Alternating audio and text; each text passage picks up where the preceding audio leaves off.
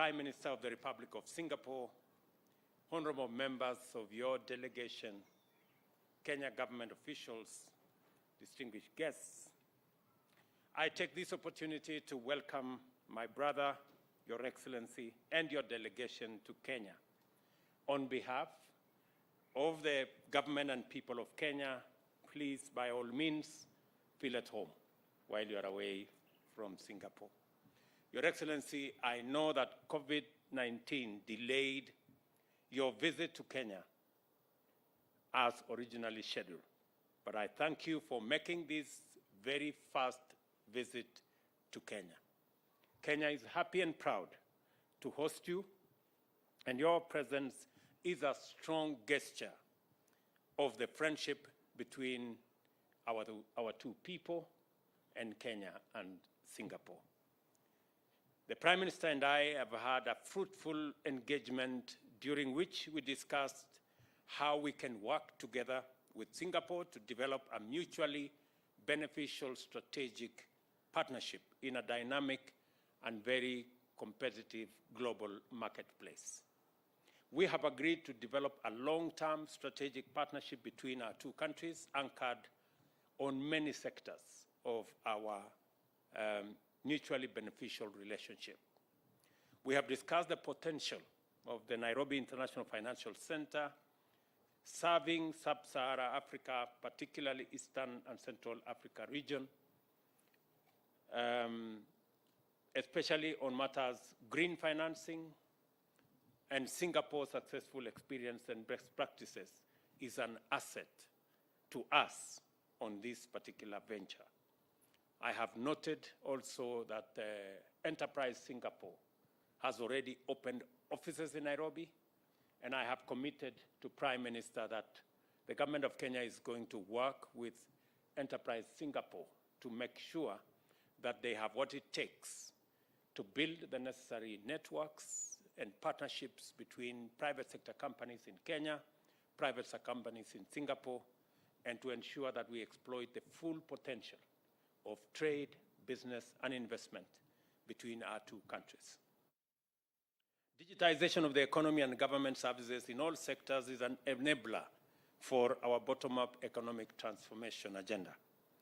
We want to run an efficient and paperless economy and society. A collaboration between Kenya and Singapore, who have a history of innovation, is key, hence the inclusion of the ICT sector in our strategic partnership between our two countries. I am happy to inform you that His Excellency Loong and I witnessed the signing of 3 memoranda of understanding on ICT, which will facilitate cooperation on cybersecurity, digitization of government services, ICT capacity building, among the other areas. We also signed another MoU on skills development to facilitate collaboration in human resource capacity building for civil servants and students, particularly in specific areas that need to support a sustainable socioeconomic development priorities, especially the ones we have identified in Kenya. As we all understand, the Tibet space is the engine for providing the human capital necessary to assist us in driving our Vision 2030 and our economic development blueprint as a government. We have also agreed that the bilateral investment treaty signed between our two nations on 12th June 2018 be immediately operationalized. We further directed our respective ministers to conclude negotiations on avoidance of double taxation within the shortest time possible. And we believe this will spark and grow trade and investment opportunities between Kenya and Singapore. We have also agreed to actively explore methods of acquiring knowledge and support from Singapore's highly prosperous housing model. Kenyans are currently engaged in the housing debate with approximately 6.5 million Kenyans lacking affordable and decent housing. Singapore has one of the most successful stories on matters of public housing. The Prime Minister has informed me that 85% of all Singaporeans live in decent, affordable public housing. Their story and journey did not start overnight. It began 60 years ago, around the same time we established our housing policy in Kenya. They took some hard decisions and made some sacrifices where they undertook mandatory savings, and the results are there for everyone to see. We are 60 years late in taking this bold step. As a result, our country is infamous for having some of the largest informal settlements that number in excess of 1,140 slums. I don't want us to postpone this agenda anymore, and thus I am asking Kenyans to make the choice by saving into the housing fund so that 60 years from now, we can also have a similar success story to tell. We have invited Singaporeans' private sector to consider investment opportunities in our transport and logistics sectors. We've also explored the potential of Singapore becoming a gateway for Kenya's agricultural products to the Hsien region. The Prime Minister and I share the view that climate change represents the greatest existential threat to the survival of mankind, and collective and cooperative action by all governments is of utmost importance. It is for this reason that I shared the objectives of the forthcoming Africa Climate Summit, which Kenya will host in September this year. The summit will cohere a common African position for COP28, including an articulation of climate finance and climate investment solutions for climate change action. This will propel the continent from a passive victim to an active participant in climate change solutions. Prime Minister Loong has expressed his support for us having concurrent positions on matters climate change, because they, as well as us, face the same threat in equal measure. On this urgent issue of climate change, our ministers have signed an MoU on carbon credit collaboration, which provides a framework for the trading of carbon credits between our two countries in line with the stipulation of the Paris Agreement. The agreement also provides for the exchange of information, knowledge, best practices, and capacity building on carbon credits, plus collaboration on projects which will reduce greenhouse gas emissions. Prime Minister Loong and I also agreed on the urgent need to reform both the global peace and security infrastructure, as well as the multilateral financial architecture, to ensure that these institutions are equitable, fair, and fit for purpose in responding to multifaceted global challenges. Kenya and Singapore will continue to work closely on areas of mutual interest, and we have shared with His Excellency Prime Minister Kenya's contribution to regional peace initiatives. Additionally, I shared Kenya's position on the need to reform the UN Security Council to make it much more inclusive and reflective of the current global order and dynamics. It is important for like-minded countries like Kenya and Singapore to support common positions. On the status of the UN office in Nairobi, Prime Minister Loong and I agreed that the renovation and expansion of facilities to match other UN offices globally is a welcome development. The upgraded facility will accommodate at least 9,000 conference delegates at any meeting, and Singapore will work with us, especially in the upcoming UN Assembly, where discussions on these facilities improvement will be held at the UN in New York. In conclusion, Prime Minister Loong and I committed to having an annual high-level meeting consultation on our collaboration in financial services and ICT sectors. The financial sectors will focus on climate financing, while ICT will center on digitization of the economy, including raising the capacity of micro, small, and medium enterprises to make them much more efficient and incorporate them into the formal economy.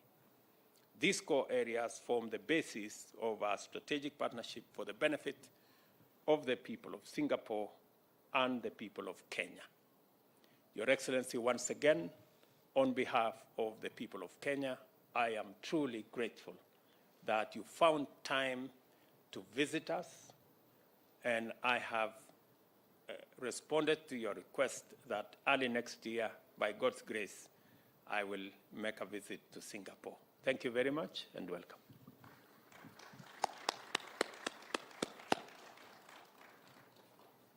President William Ruto, ladies and gentlemen, good afternoon to everybody. Good afternoon.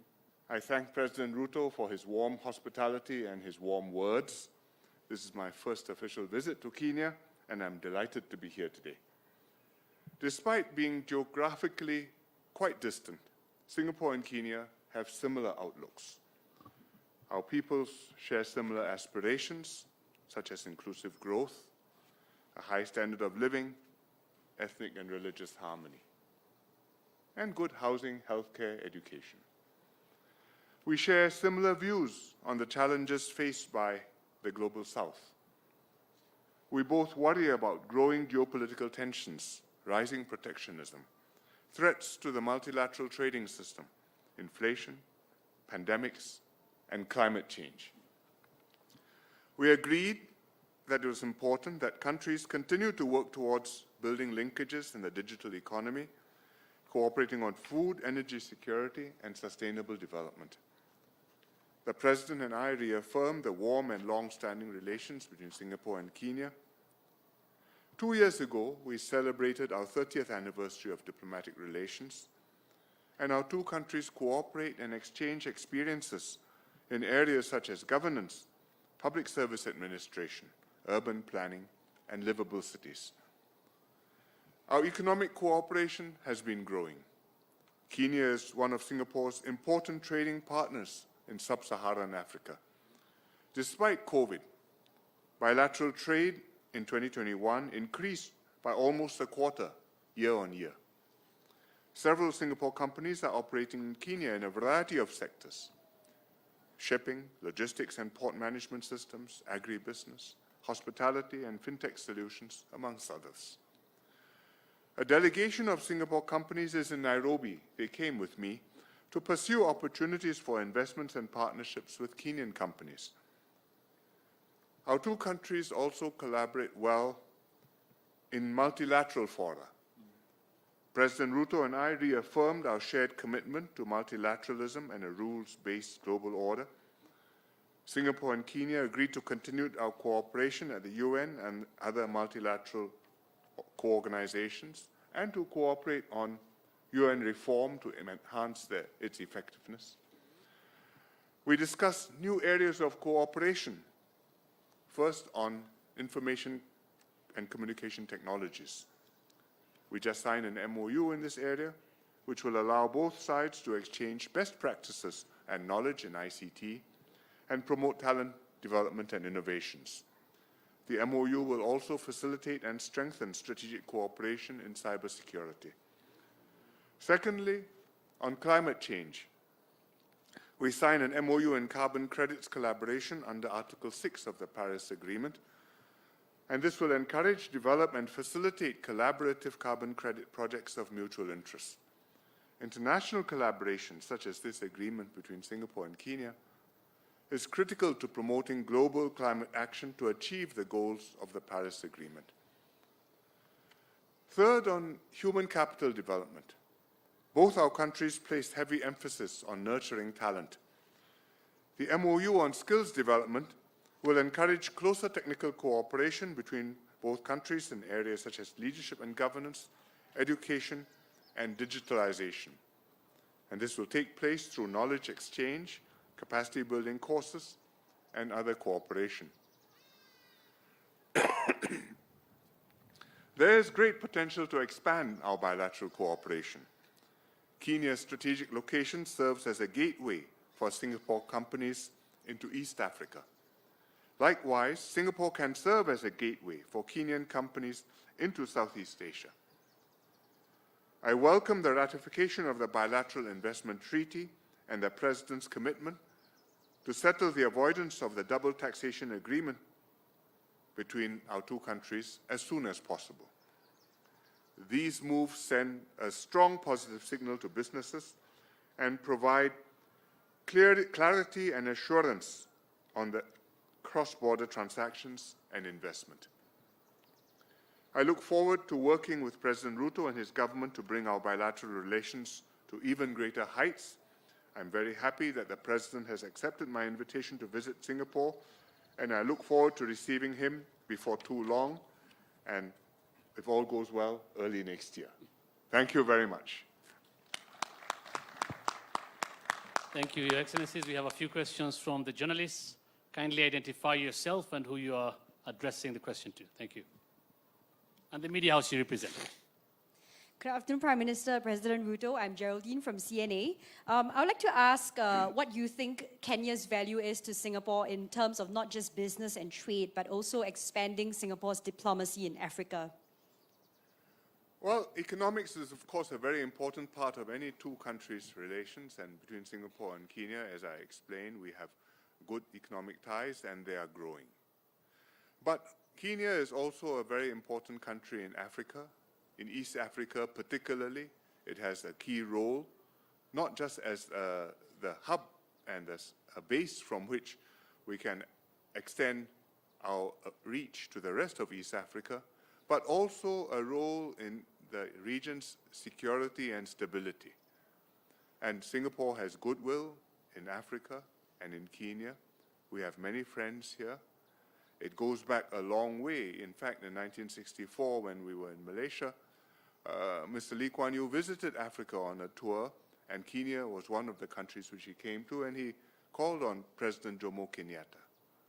And we've maintained those ties since, and it is important to Singapore that we cultivate friends and partners all over the world, because in the global scheme of things, we are all quite small countries, and small countries need to make common cause with one another on issues which concern us all, whether it's a pandemic, whether it's climate change, whether it's nuclear non-proliferation, or the sanctity of the UN Charter and the inviolability of international borders, which was what was at stake when Russia invaded Ukraine. And therefore, it's important for me to visit Kenya and to be in Africa and to show that this is important to us and that we would like to develop our relations with our friends further. Okay. Next question. Prime Minister Lee and President William Ruto, I'm Sydney Chazima from NTV. My question goes to the seemingly trade imbalance between Kenya and Singapore, in that Kenya exports around $10 million to Singapore, and Kenya imports around 130-something million US dollars. Is there any sort of agreement between the two countries to bridge that gap? Thank you. We have not focused on this. We want to expand our economic relationship. We would like to develop the trade. And we want both Kenya's exports to Singapore and Singapore's exports to Kenya to grow. I think whether it's $10 million or $190 million is both still relatively small and very small compared to what it could be and what we should make them. And I think our focus should be to grow the trade and to do it in a way which Kenyan companies can benefit and Kenyan consumers can benefit And likewise, in Singapore, Singapore companies see new business opportunities, and Singapore consumers see new sources of fruit, vegetables, tourism, flowers, so many things which Kenya provides. I agree with Prime Minister Lee. Part of the agreements that we have signed today, whether it's the bilateral investment treaty and what we are working on the avoidance of double taxation, are part of the instruments that we will leverage on to encourage the private sector investment and trade between our two countries, so that what Prime Minister Lee rightfully describes as very low trade volumes, we can be able to scale our trade, scale our investment, and begin the journey to leverage the imbalance between our trade. And secondly, it is a clear signal to us in Kenya that we need to do more about our exports. As we are all aware, our exports as a percentage of GDP came down from 28% to 10%. It is the reason why we are expanding our county industrial and aggregation centers. It is the reason why we will have new 5 export promotion zones in the Republic of Kenya, because exports as a percentage of GDP is even reflected in the trade between us and Singapore. There is scale, there is scope for us to export more, not just into Singapore, but to the rest of the world. But value addition and agro-processing will play a big part of our ability to be able to export. And that is why the bottom-up economic transformation agenda is focused on ensuring that we build the necessary capacity for us to do value addition and for us to engage in agro-processing, so that our flowers, our coffee, our tea, our avocados can find their way into Singapore. And I want to thank Prime Minister Lee for agreeing that Singapore can be the gateway into the Southeast Asia and the whole of that region. So we are building the necessary blocks on our side, and we are building the necessary ecosystem together with Singapore to facilitate increase in trade.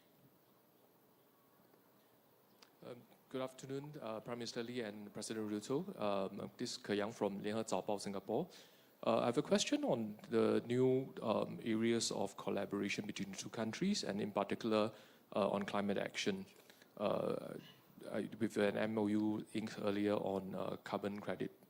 Would you like to comment how will the two countries actually move forward and on issues that face the mankind, both on bilateral and multilateral forums? And what is your vision of what can be achieved by the two countries? Thank you. The MoU expresses our intention to collaborate and for Singapore to take advantage of carbon credits which Kenya will be able to provide. Carbon credits which are compliant with Article 6 of the Paris Agreement, and which therefore can be used to fulfill our nationally determined contributions, NDCs. In other words, what we have committed to reduce our carbon footprint, some part of that we can fulfill through compliant carbon credits, and Kenya is producing such carbon credits. We need such carbon credits, and therefore we would like to work together on that. And the MoU expresses our intention to conclude an agreement to work together on that. Climate change is a very serious problem for the whole world. In Singapore, we see warmer weather. You may think it's just a blip, but actually it's a long-term trend, and it's going to accentuate. In Africa, in Kenya, we also see extremes of weather, extremes of drought and of floods. And it's existential because human beings, cattle, wildlife, all are threatened when the climate gets extreme. and therefore countries have to work together in order to reduce global emissions of carbon, in order to reduce global warming, and slow down the process of change, of climate change, so that countries and mankind have got time to adapt. And we want to work closely with Kenya and many other countries in order to do that. I think precisely what Prime Minister Lee has said, that if there is one phenomena that is urgent and that poses an existential threat to humanity, it is climate change. And the MoU we have signed today speaks to some of the solutions that will inform our action towards solving global warming and every country meeting their nationally determined contributions.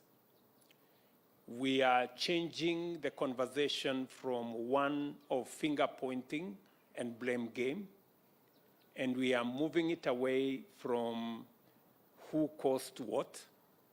We are having a conversation about climate financing, about climate investment.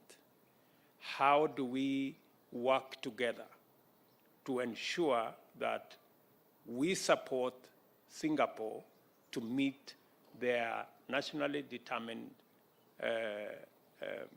contribution, but in the process, they too help Kenya to manage the extreme situations that come with climate change in our region. So the carbon trading market is an answer to climate financing and climate investment.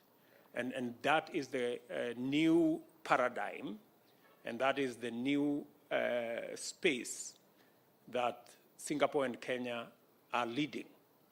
Just for the record, 25% of all carbon trading going on in Africa today happens in Kenya.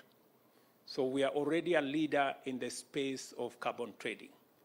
And the partnership that we're going to build with Singapore is not only going to speak to scaling up our carbon trading, because I already announced that our next biggest export from Kenya will be carbon credits.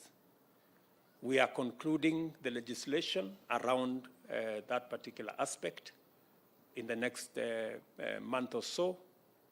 I will be speaking to members of parliament to explain to them the opportunity that exists for our country in the space of carbon trading, so that we can work with countries like Singapore and others in the space of carbon credit and carbon trading. So that's the new language for the future, especially in the context of climate change. President William Ruto and Prime Minister Lee, my name is Chemutai Goin from Citizen TV, and my question goes to Prime Minister Lee. Kenya and Singapore were almost at par many years ago. 60 years later, while strides have been made in Kenya in dealing with the issues of ignorance, health, but there's still work to be done. What was the magic bullet that Singapore instituted to make the strides it has made and lessons that Kenya can pick? Thank you. I don't think there is a magic bullet. I think it depends on circumstances, on the history, as well as on the environment which you find yourselves in, and what you're able to mobilize from the population in response. We are a very small country. The land area is very small, 700 square kilometers. The population is very small. At the time we became independent, 1.5 million, now less than 6 million people, and surrounded by countries much bigger than us, and needing to make a living, do or die. No resources, no natural endowments, no inherited wealth. And that generation of people decided that they would make a go of it, and we, their children and grandchildren, are the beneficiaries who have tried to continue to make a success of it. And fortunately for us, our forefathers' efforts worked, and our economy took off. And Singapore has been able to earn a living for itself. I think every country has got a different path, every country has got different challenges, every country deals with them in its own way, and Singapore hopes to work with them, win-win, mutually beneficially, to help them to progress and to be part of one stable world where we can live in peace with one another and human beings can fulfill the human spirit. I think Prime Minister Lee is being modest. I think they made many correct decisions, which as Kenyans we can benefit from learning. And they are less endowed than us. They have less much of a country than we do. They have a smaller market than we do. So we have most things better than them. But they are better than us because they made the right decisions. I think my invitation and your response, Prime Minister, coming to Kenya, just by coming alone is a testimony for us to read how a country so small, how a country with no endowments, how a country with no natural resources, how a country that was not rich at all and had no inheritance made a success of itself by making the right decisions. If there is one lesson we will learn from you as Kenyans, is to make the right decisions, however difficult they may be, because we can see in Singapore what right decisions can make of a country. Thank you. Thank you very much. The Excellencies now proceed for a luncheon. Thank you very much. Thank you. The respective delegations will be guided shortly.